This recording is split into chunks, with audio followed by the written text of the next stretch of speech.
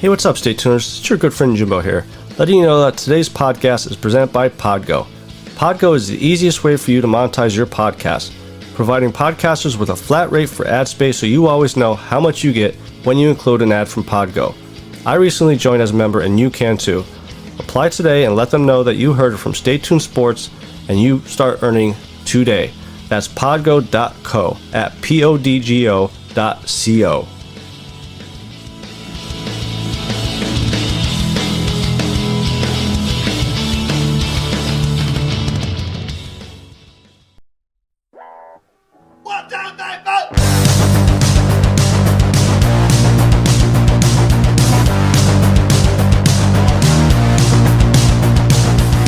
Heard the rest.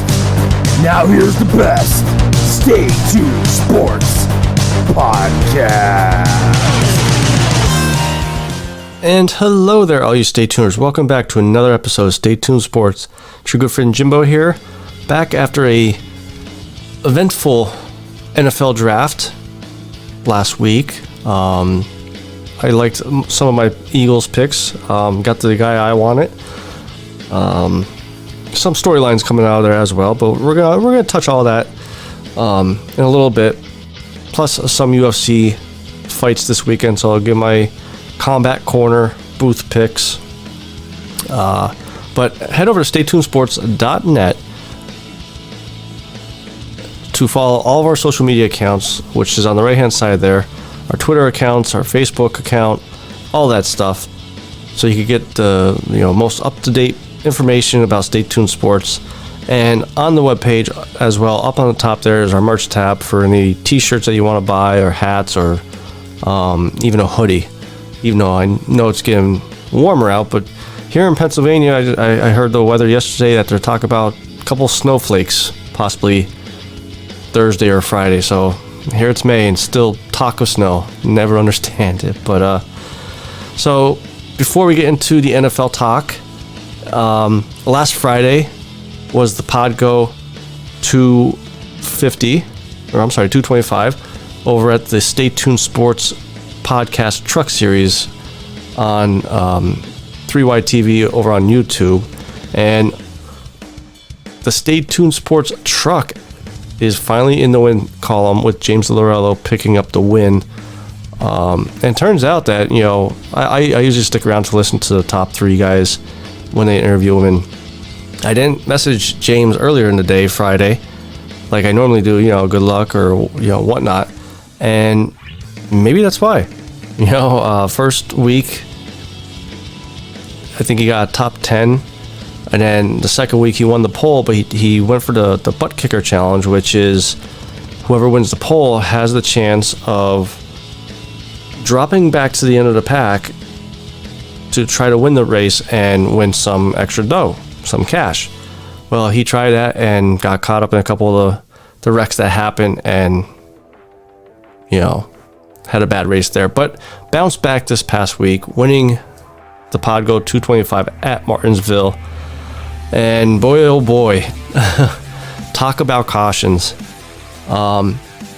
Going into it, a lot of the racers knew it was going to be a tough race, just because it's a tricky track to begin with. And I believe it was maybe about 20 laps in, I finally put out in the chat on the YouTube page there, what's the over-under for cautions for this race, and I think I had it at 9.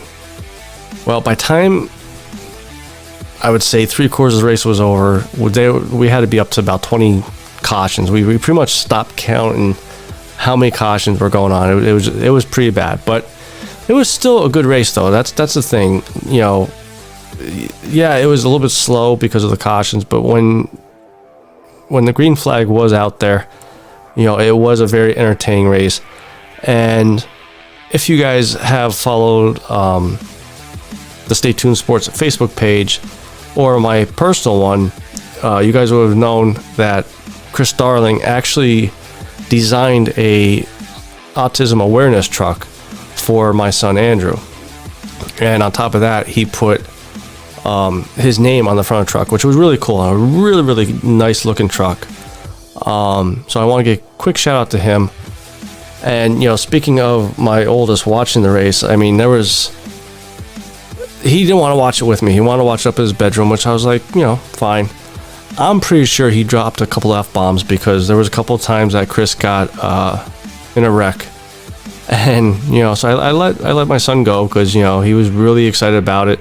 Wants to know when next time Chris is going to run it. Things like that. So he was really excited about that.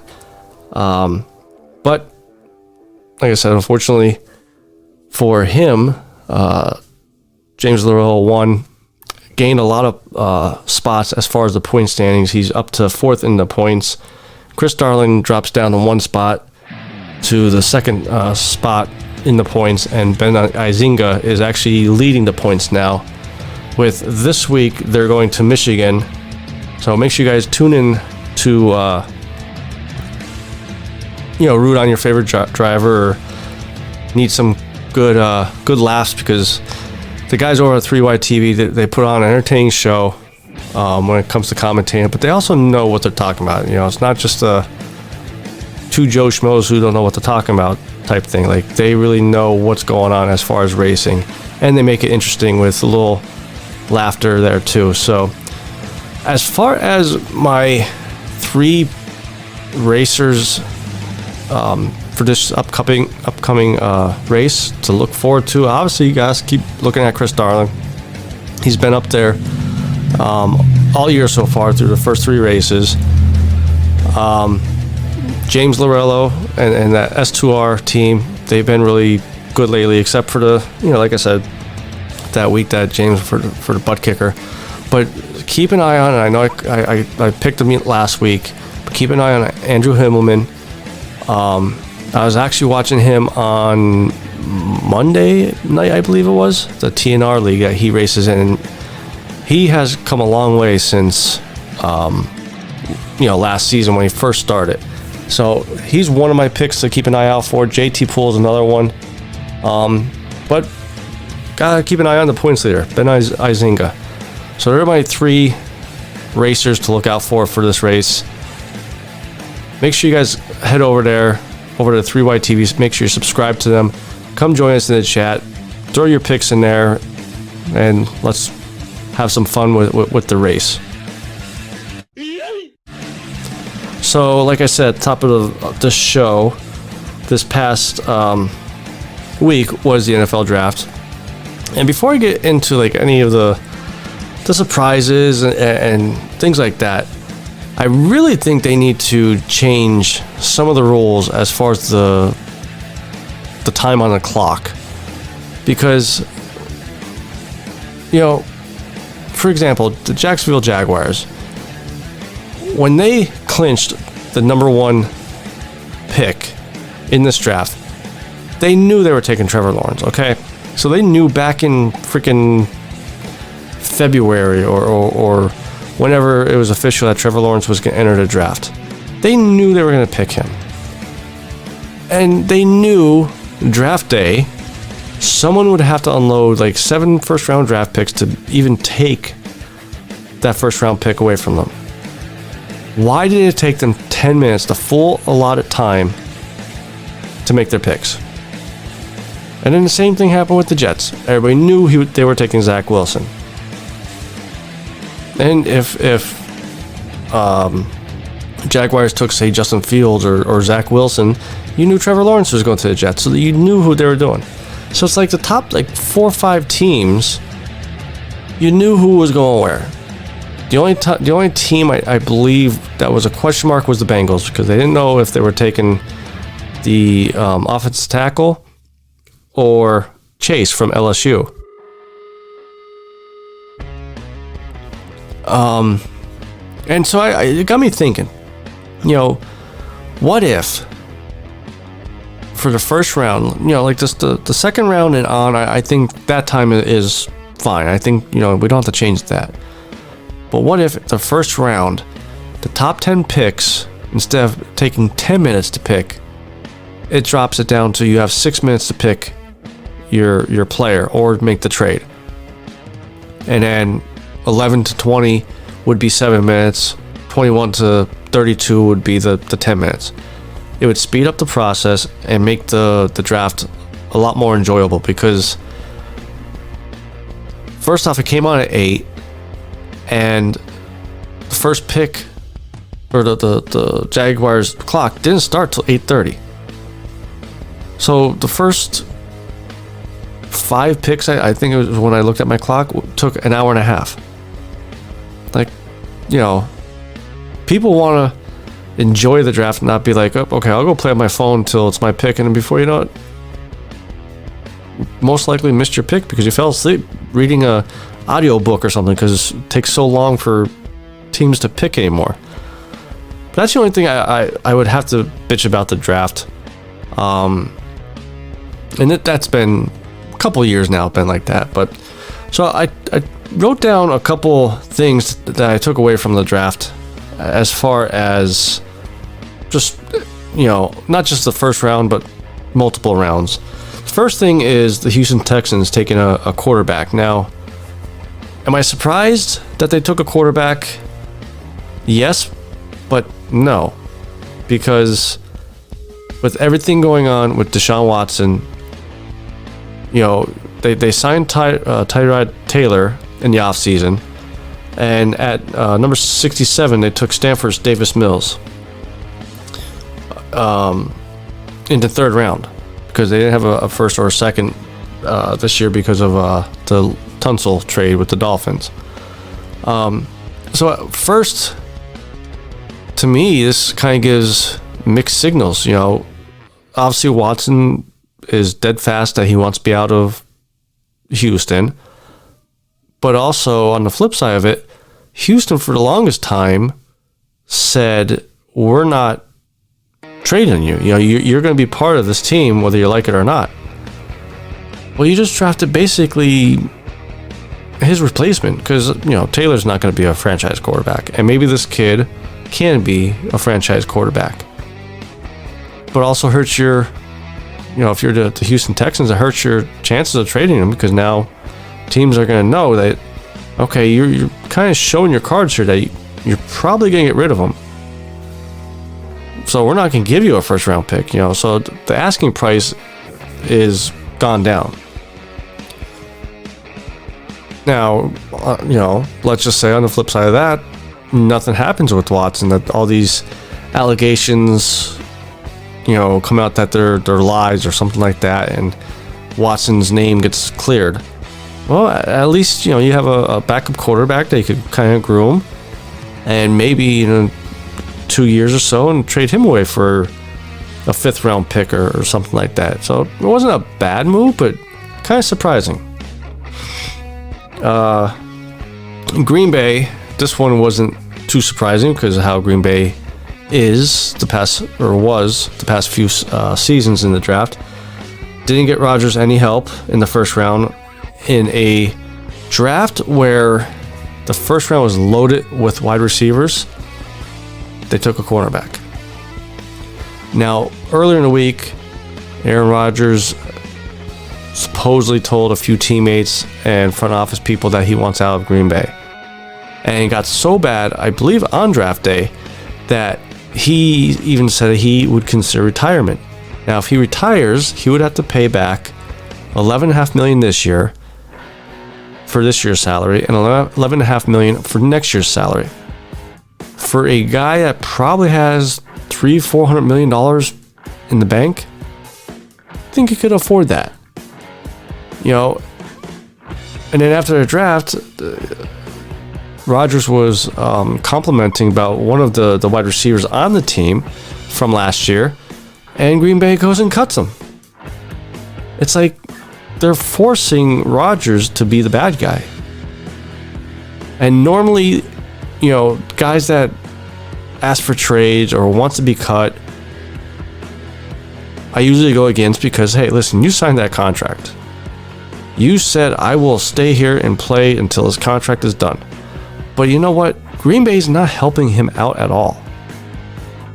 You know, okay, you got a running game. Davante Adams is one of the top 5 wide receivers. But that's it. You know, you double team Davante Adams, who else does he have to throw to? No one. No one that's really proven. And this was your chance to definitely find somebody to complement Davante Adams and possibly to help what's his name? Jordan Love, I believe, is the backup for when Rodgers does leave. So yeah, I don't blame Rodgers for wanting to retire. Now, will he? I think in the end, what you're going to see is what we see all the time is a contract extension that, you know, gives Rodgers some hush-hush money to just play. Just play till he, you know, is ready to retire, or really shows the decline. Oh, I can't talk today. Decline in his performance. But how he played last year, maybe he has a few years left. This next one, I don't know if you want to say it's a head scratcher. I mean, this one sounds like Howie Roseman got into the Bengals war room and made the pick, but Bengals not helping out Burrow, even though they kind of did with Chase. But here's the thing. If you have no offensive line, you have no time to throw the ball. And they passed on picking up Sewell to help that offensive line and get Burrow some time. Yes, Burrow wanted Chase there because they're good college buddies and that. And yes, Chase will be a probably freak of nature type receiver. But Bengals just cursed Burrow's career. You know, he's coming off the ACL injury. It's gonna be tough to come back from that. It always takes about a year anyways. And yeah, okay, you picked a lineman in, I think, the third round or so, but the talent level between the first round pick and a third round talent is huge. So I mean, and a draft that's loaded with receivers. Yeah, okay, you wouldn't be able to find a receiver like Chase in the third round, but you still would get a talented guy. But instead, you chose to roll the dice and hope somehow the line for this year holds up and protects Burrow a little bit better than last year. Because I mean, he got bashed all over the place all year round. I just hope he's not like the next David Carr, that his first 4 seasons he led the league in getting sacked, and before you know it, he was out of the league. And then for the last one, Ravens finally get a receiver. You know, it's been a while. I don't want to say never, but it's been a while since they had a quality, top-notch receiver. And they picked one in the first round, picking Rashad Bateman at number 27. Now, the big question mark, obviously, is, are they going to get away, a little bit away from the running game that, the offense is based off of? Because Lamar Jackson and that offense, I think I saw something like they were in the bottom, like, third of the league in passing to wide receivers. But again, that could be because you have receivers much like the Eagles had, where they couldn't get separation or they couldn't get downfield. Well, now they have a wide receiver that can be that number one guy to get open. And being you have a running game, that will also help that wide receiver get open. So I think they did the right call here. I think they did the right thing by picking the receiver. And I'm curious to see how this Ravens team does next year now that they have a quality number one receiver. Now, before we get to my Eagles draft picks, they did say on the draft, May 21st will be the schedule release date for all NFL teams. So I'm excited about that. That way I could start playing and see what games I could go to, because at least Pennsylvania is going back to 100% capacity Memorial Day weekend. So it sounds like we're going to have fans in the stands come next season for the football season. So Philadelphia Eagles, the likes from the draft picks that Howie Roseman did, finally picked the right guy in the first round, taking Devontae Smith. He fell down to us at number 10. A little bit of drama there.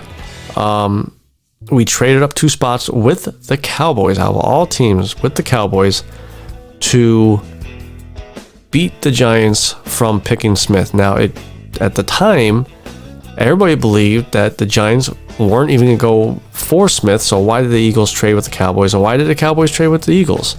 But as the days went by after the draft, it came out that the Giants were actually looking at Smith, wanted to take him, and Philly luckily got up there, picked him. The reason why Dallas was okay with trading with Philly, a lot of people thought Dallas was going to take a quarterback, receiver, something offensive, I believe it was. But in all, they were always going to take the linebacker from Penn State. So by moving up 2 spots, I'm okay with giving up that 3rd round pick to move up there. And I did a Podbean Live thing with the draft, and you guys should tune in because our buddy Scott Crum from the Erska League that races the Stay Tuned Sports car, he was in the chat with us, and I warned everybody that was there. I said, mute me now, because if he doesn't take Smith, I'm throwing my headset. So you may hear a lot of cursing and banging and shit. But definitely was happy with that pick. And even the 2nd round pick, Landon Dickerson from Alabama. A lot of people have question marks, and rightfully so, because he is coming back from an ACL tear that he sustained in December. But the dude is massive, and he could play center and guard, which is perfect because right now you got Lane Johnson at right tackle. Brandon Brooks, who, when he's healthy, is one of the best right guards out there, but when he's healthy. Jason Kelce at center. This is his last year. I already said this is it. I'm retiring after this. Left guard, we had that Salamalu, or however you say his name. And then Jordan Maitai is our left tackle. Well, now you just drafted a guy that could fill in for Brooks if he gets hurt this year, and he's coming back from another Achilles, so it's not definite he'll be healthy. And he could also fill in for Kelce when he retires. Now, overall, because I have a couple more picks, but overall, the Eagles draft, I'm actually looking at it, and I'm like, you know what? To me, I believe it's like a B+. Okay. But if Dickerson could stay healthy and prove everybody wrong that he's injury prone and this and that, and really shows he's what Philly thinks he could be, this was a draft. This was a perfect draft for them. You got the receiver to help out Jalen Hurts, plus it's someone who he's comfortable with, knows. Same thing with Dickerson. So they're already putting the pieces around Hurts that they never did for Wentz to make Hurts successful. The one pick that I want to bring up, I didn't like the Milton Williams pick, much like Tom Donahue didn't. I'm not sure if you guys saw that video. I'm sure you have. But they picked him, and Howie Roseman's going around fist bumping everybody, and went up to Donahue and kind of got dissed a little bit. You could see them argue a little bit. Well, here Roseman talked about yesterday and said basically Donahue wanted one player, but they decided to drop back a couple spots and pick up an extra draft pick, which by the time it was their turn to pick, the guy they wanted at the time was gone. So, I mean, I could see why Donahue was mad. And really, I mean, I think that was the only pick I did not like from our draft. So if it comes out that he's good, then hey, all the better. Obviously, the one glaring spot that we had going into the draft was cornerback, and we finally picked one in like the 5th round. It was later in the rounds, which was Zach McPherson. If you look at our corners, he's most likely going to be a day one starter alongside Darius Slay. I mean, he can't be much worse than what we've been putting out there the past couple of years. So I'm a little excited about that. Hopefully get to see him during the preseason, see how he plays. Again, with the whole COVID thing, not sure if they're going to do training camps. And then the other pick that I liked was the running back out of Memphis, Kenneth Gainwell, who potentially could be a third down back. And what I read about him was he screams Darren Sproles. He's good at catching the ball out of the backfield. He's quick. He's small, which is a good compliment to Miles Sanders and Boston Scott and Jordan Howard. So obviously he's going to be fighting with Boston Scott and Howard for playing time there. And it's tough because Boston Scott is another tough runner. He's the giant killer, as we all call him. Jordan Howard, if he could regain how he was playing with the championship team with Philly, could be a good pickup. But he never really, we re-signed him last season, but never really got back to where he was. So, like I said, overall, I liked our draft. It's been a long time since I could say that about a Howie Roseman draft. But there's, out of the whole thing, there's only 2 question marks, which was Dickerson and Milton Williams.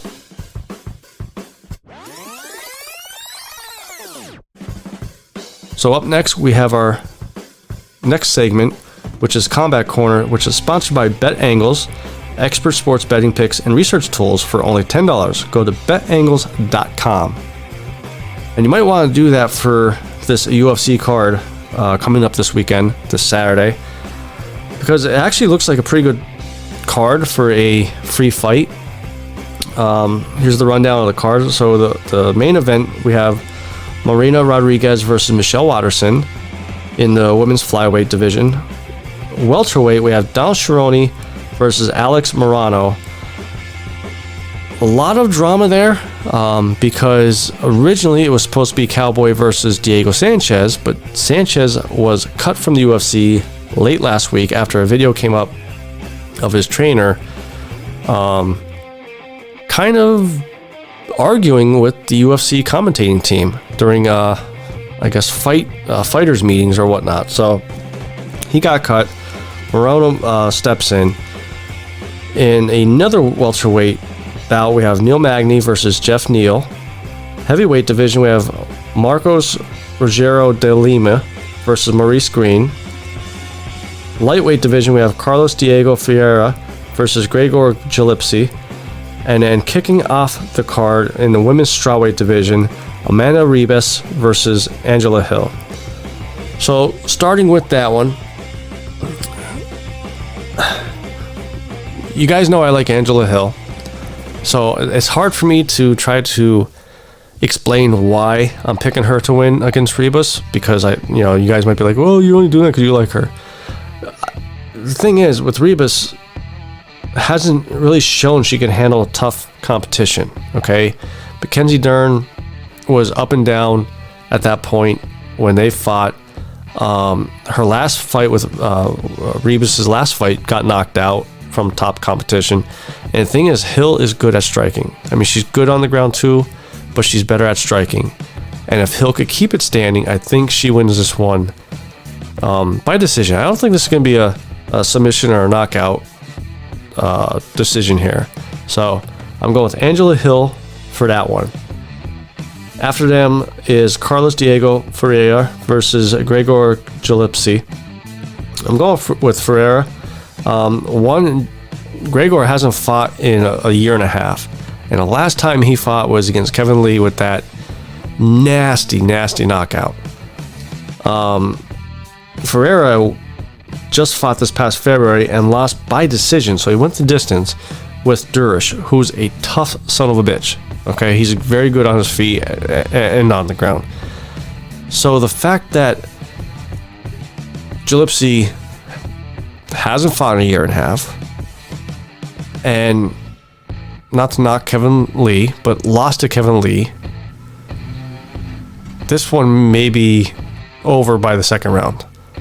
So I'm going with a second round stoppage for Carlos Diego Ferreira. Heavyweight division, after them there, we have De Lima versus Maurice Green. This one has potential to be the boring fight of the night, or like sloppy, you know. Obviously, anytime you get a heavyweight fight with not top tier fighters, it has potential to be a sloppy fight. But I'm going with Maurice Green here, just because Lima is 2-3 in his last 5. Green isn't good against top competition, but Lima is not top competition, so I think he's gonna knock him out here. Third round. After that fight, we have Neil Magny versus Jeff Neal. Out of all the fights, I think this one has potential to be the fight of the night. Both are very, very good fighters, but I'm going with Jeff Neal here because he has fought better competition, and I think he has a better skill set than Magny. And this one, I actually do think it's going to go to decision, but this one should be a very good fight to watch. If you're looking for it to be a knockout or a submission, I think this is going to be a technical fight, and it's going to be enjoyable to watch. Then for the co-main event, which is Donald Cerrone versus Alex Morono. Listen, I love Cowboy. I've rooted for him quite some time now. I mean, he's been in the UFC since, God, Jesus, I don't know how long it's been now. I mean, years. He was on, one of the very first Ultimate Fighters, But I think he should have retired after his last title run, trying to get that title. I think he's washed up, and I'm not sure if they said this is officially a retirement fight, but hopefully it is. I hope he goes out with a win, but I don't think he does. I got Alex Morono winning by knockout, just because the past couple of fights that Cerrone's been in has been stopped by knockout. Then the main event, in the women's flyweight division, Marina Rodriguez versus Michelle Watterson. If Neil Magny and Jeff Neal isn't the fight of the night, this one has to be. This one screams it. Waters isn't one of the better strikers. She's known for her karate, she is one of the better strikers. That's what I meant to say, because of her karate. But I'm going with Marina Rodriguez here. I think she's not like the Cowboy Cerrone here, but I think her last run at the title might have been her plateau of her career. I think she still could be exciting to watch, but I don't think she's going to pull this win out. I think Morono's going to win it. I'm gonna say by a stoppage. I'm not gonna say decision. I think this one's gonna get stopped, but I think this has potential to be a very good fight in the end. So those are my Combat Corner picks, which is sponsored by BetAngles, expert sports betting picks and research tools for only $10. Go to betangles.com. So I think that's going to be it for this week, guys.